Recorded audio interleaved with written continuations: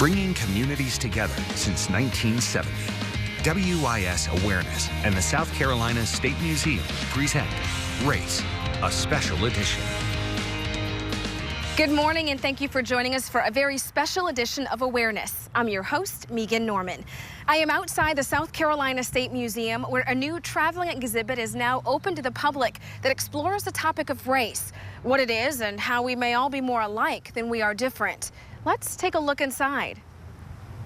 Forget everything you were ever taught about race. This exhibit, Race, Are We So Different?, challenges stereotypes by taking a cultural, historic, and scientific look at race, how it was constructed, and its impact on generations. The exhibit premiered in 2007 at the Science Museum of Minnesota. Since then, it has toured the nation, making stops in about 25 states to date. It is now in South Carolina for the summer. The State Museum hopes this will continue conversations about race that help us celebrate our differences. The exhibit is about 5,000 square feet. There are stations focusing on history, science, and the everyday experience of race. 4 areas in the history section emphasize how race has evolved in the U.S. and explores how race should not be considered just black and white. Joining us now to talk about the specifics of the exhibit, Joanne Zeiss, Curator of History for the South Carolina State Museum, and Dr. Kimberly Simmons, a Professor of Anthropology and African American Studies at USC.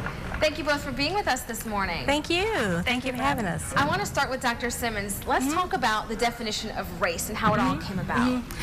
Well, race has a long history in the United States and around the world, and the way that we've come to understand it and the way that it's been used is it refers to the idea of biological differences. So there were categories that were created. We can think about peoples and different groups, these categories that were created. So, black and what it means, and white and what it means, and Native American and what it means, and Asian, all these different categories.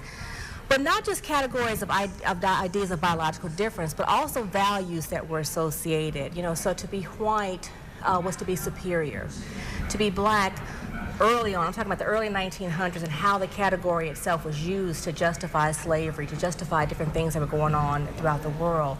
It was packed, it was loaded with a lot of ideas that now we can say has an imprint on the United States in terms of stereotypes and the way we think about people. Right. But black was used as a term of inferiority at the time. Now, it has changed over time, but moreover, it was an idea of biological differences. That's pretty much. We can even see some of those groups behind us on the t-shirts: white and African American, Negro, mulatto, different categories for types of people. Exactly. Now, let's talk about the race exhibit. How did it come to South Carolina? Well, we've been trying to bring the exhibit here for a couple years, actually maybe 8 or 9 years. And the exhibit is actually out of Minnesota, the Science Museum of Minnesota, and they contacted us about bringing it here. And it just never fit into our schedule. We just weren't able to make it match and fit. And maybe about 5 months ago or so, someone from Minnesota contacted me and said, we would really like to bring this exhibit to South Carolina in light of what happened in Charleston in June of last year, and then what's just going on across the country. So we really want it to come to South Carolina. It had never been here. And walk us through some of the different stations we have here. What the exhibit does in the first few stations is look at how genes travel across the landscape and how we have evolved as human beings. And it says, race doesn't have a genetic, a biological constant. That doesn't exist. The differences between groups are more vast than within the group, so if that makes sense. So we're just biologically so similar that we can't say it's a race thing. So once the exhibit does that, then it looks at where these ideas of race came from. So it's a social construct. So we're not saying race doesn't exist, we're just saying it's not biologically based. So what does whiteness mean? When did that come about? What does it mean to be black, and how has that changed over time, or Asian, or Native American? So the exhibit looks at the history of that. So since we've created race, we've changed the definitions over time. Then the exhibit looks at the contemporary experience of race and how it affects things like health disparities and where we live and education. So the exhibit takes us through those main 3 topics, and it has a lot of hands-on stations. So there are a lot of things to trace the gene pattern or to vote on what you think of something. So there are a lot of questions the exhibit asks you and wants you to think about. So it's not a sanctimonious exhibit to beat someone over the head into thinking a specific way. It wants you to have those those aha moments or the I never thought about that moments, and there are so many of them to have. Now, Dr. Simmons, I know you've been through the exhibit before, and you actually use one of the documentaries here in some of your classes. What do you teach about race, and what has been some of the feedback of your students and kind of their thought processes? Well, one of the documentaries is right here.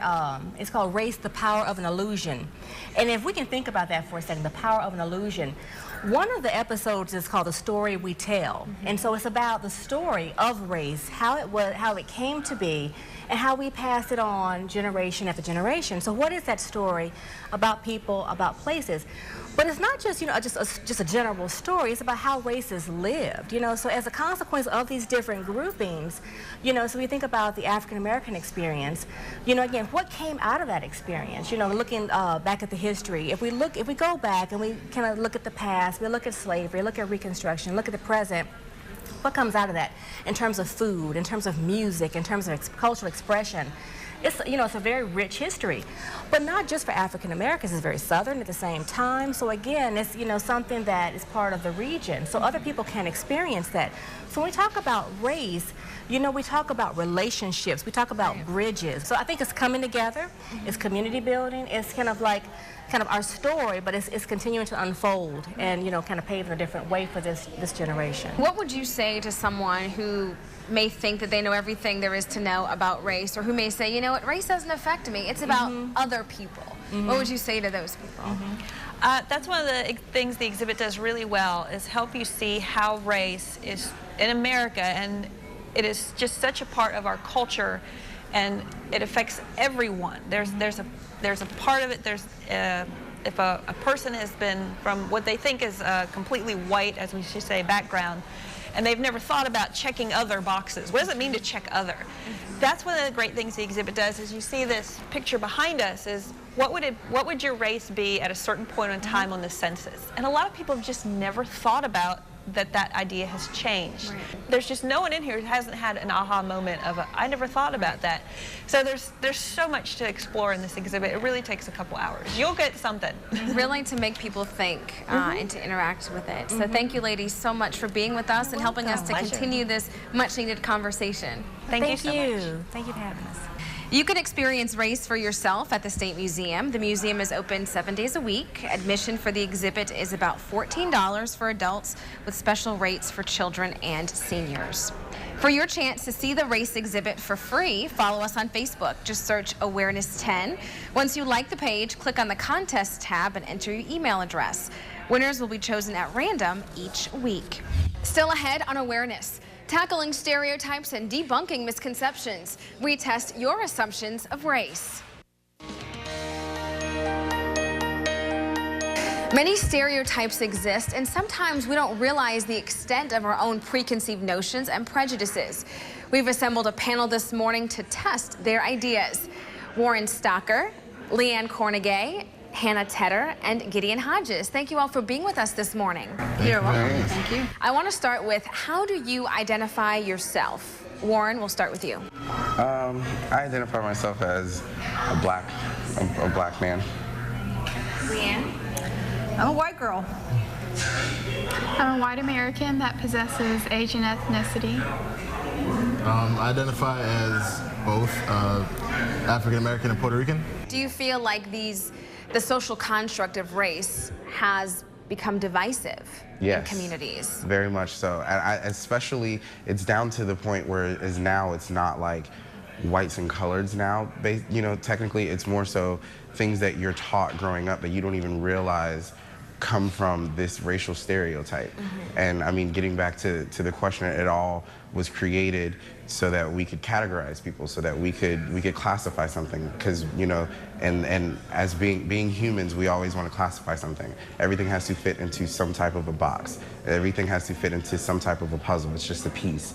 So we created race so that we could say, okay, you fit into this box. And Leanne, how do you define race?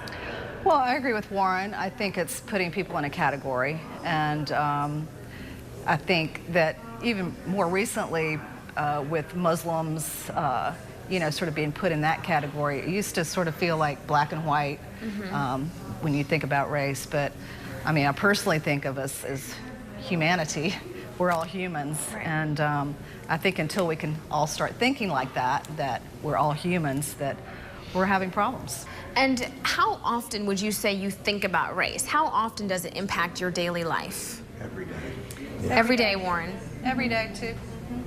Definitely. Specifically, what do you think about when you think about race every day? For me, I think about it every day because I have to be aware of how I appear, because not only am I an African American man, but I'm also a big guy. So at night, I have to be very aware if I'm with my friends to make sure that my hands aren't in certain positions, like make sure I have them in front of me at all times, make sure that I don't appear to be threatening at all. And why? Why do you feel the need to do that and present yourself in a very certain way? Unfortunately, it's just from experiences of racism and experiences where, as a much younger kid, for instance, I used to wear gloves. I thought they were cool. I wore gloves all the time, but I started noticing that especially elders would kind of clutch their purses tighter or get a little bit stiffer when I walked by, and I never understood it. And it wasn't until my dad came home from work early and actually saw me what I was wearing to school and told me, you can't wear that as a large black man. You have to be careful with what you're wearing because you don't want to incite the wrong idea to someone before they get to know you. And Hannah, specifically, what do you think about in terms of race every day?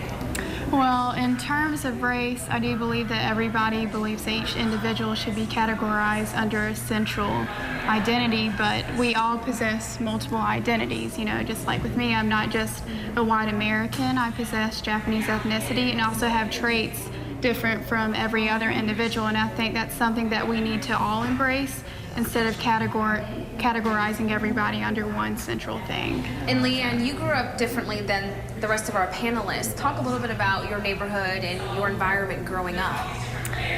Well, when I grew up, and I'm older than these guys, obviously, I'm in my 50s, and these guys are much younger, so I grew up in school, in elementary school, without really having any interaction with anybody other than myself.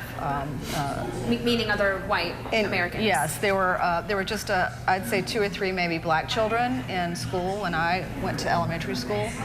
In the 6th grade is when schools were integrated for me. So that changed things a lot at that point. But did you see your peers, most of them staying or leaving, or how did that impact the environment? If any of the peers that I had that could afford it, they left the school at that point. That was, you know, white flight back in the 60s, and that was tough. It was tough to see friends, you know, leave because they couldn't understand or they didn't want to be able to understand anybody else that was different than them. And that was a big eye-opener for sure. And it also opened my eyes to what racism is at a very young, you know, age, is that the unacceptance of somebody because they were different. And Warren, is your experience similar to Gideon, where you're very much aware of how you present yourself when you walk into a room? Do you notice, oh, I may be the only black person here? Growing up as a black man, I don't really like to use the term African American. I don't think that my race needs to have this adjective that describes what kind of an American I am. I was born here. You know, I've never been to Africa. Big shocker. But as far as growing up black, like, yeah, you're not, it's like you said, you're not taught to hate anyone. You're not taught necessarily, oh, look at them, like, stay away from them, but you are taught to be conscious of who you are. You are taught that I can't go and do some of the things that some of my other white counterparts can do, because at the end of the day, if the cops show up, I'm the one that's gonna get chased down or arrested. And I mean, that's kind of what we're taught at a young age. Like, you got to be careful. You can't do what you see everyone else do because things are different. And because of how you look. Because of how I look. You know, something that I can't help, but it's the reality. What stereotypes have you heard about yourself or about others, or even things that you may have said about other groups of people? Well, being that I'm Asian, you know, most people do stereotype that most Asians are intelligent, especially in the area of mathematics, but it can trace back to our culture and the area, in fact, that we do exert hard work. But someone's perceived intelligence is not necessarily based on their race, but it's based on the traits that they express as a hard worker, just being diligent and ambitious. A stereotype I got a lot was you should probably have a knife on you because you're Puerto Rican, or you eat a lot of rice. I do because it's delicious, but it's not because I'm Spanish. It's because it's delicious. But it's all these different type of stereotypes all at the same time, especially being biracial. Honestly, it's funny, like she said, you know, you have the Asian stereotype where you're supposed to be smart. It's the exact opposite for black people. We're immediately assumed to be dumb. And if you talk proper, you're white. And I got that so much from family members, because a lot of times we think that racism is only what other people do to us, and you don't even realize that it's inside of you as well. From my own family members who would make fun of me because I quote unquote talk white. You know, I would answer the phone, oh, we didn't even know who you were. You didn't sound black, you know? Yeah, and so that was one of my biggest struggles. Growing up, that's one of the things growing up black you learn to just deal with. I mean, I didn't realize it until this past year or so of my life, just how much I've been taught to just deal with it. Like, oh well, you know, even with the whole Confederate flag issue, people arguing about that, and I felt like I was being told deal with it. I mean, we want it hung up, we want it here, and you know, we're sitting here saying like, hey, like that's so offensive to us, deal with it. Well, I want to go over some stereotypes with you. They're in a true-false format, so I'll read you the statement and then you just give me your response. Blacks are better sprinters because they are born with fast twitch muscles, which account for their short bursts of speed and quick acceleration. True or false? False, because I don't think that's a thing. I don't think fast twitch muscles are a thing. Hannah? I'll have to go with Gideon and say false also. What were the muscles?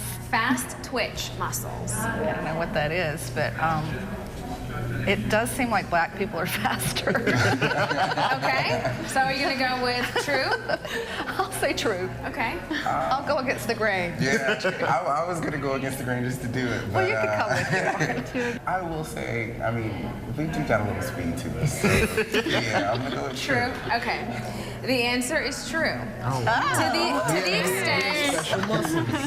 the extent that most sprinters possess a greater percentage of fast twitch muscles, and most of the elite sprinters are of West African descent, that statement is arguably true. Well, we're going to challenge more of your stereotypes in this race exhibit, so stick with us after the break. We'll hear if their assumptions or perceptions have changed.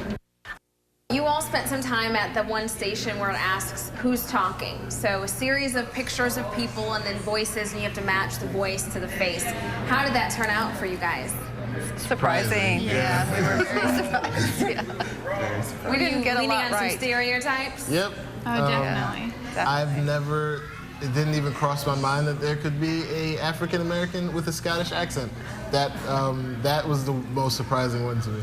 Or a white woman from Jamaica, from the Caribbean. Living in Canada? Yeah, living in Canada. Yeah.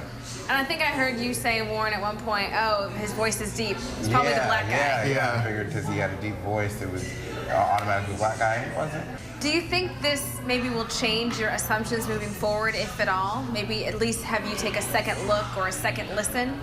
Definitely. I think it's always worth taking a second look. Mm-hmm. Do you think we're all just too quick to jump to conclusions oftentimes when we're talking about race? Very, very much so. Why is that? How did that get built up? That goes back to, we were talking earlier too about I was telling them, we're taught that in America. We're taught to automatically be divided because of our race. We're taught to expect certain things from certain races. Even sitcoms, you're taught that an Asian man or Asian woman will always have an Asian accent, which I unwittingly carried into that experiment. So I heard the twang of an Asian kind of accent, and I thought it was the Asian gentleman, but it was not. It was the brown woman, and it was very surprising, and it was very, very cool, but also kind of disarming to realize, oh, I might have a few racist tendencies that I need to kind of fix and get those stereotypes out of my head. You know? What do you want other visitors to learn about this exhibit and really about race based on your own personal experiences?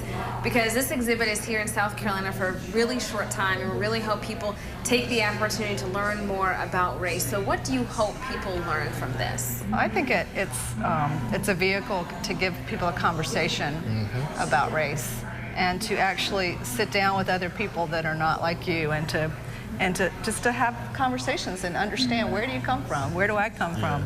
And I think that's a beautiful thing. If this exhibit can do that, that's a great thing.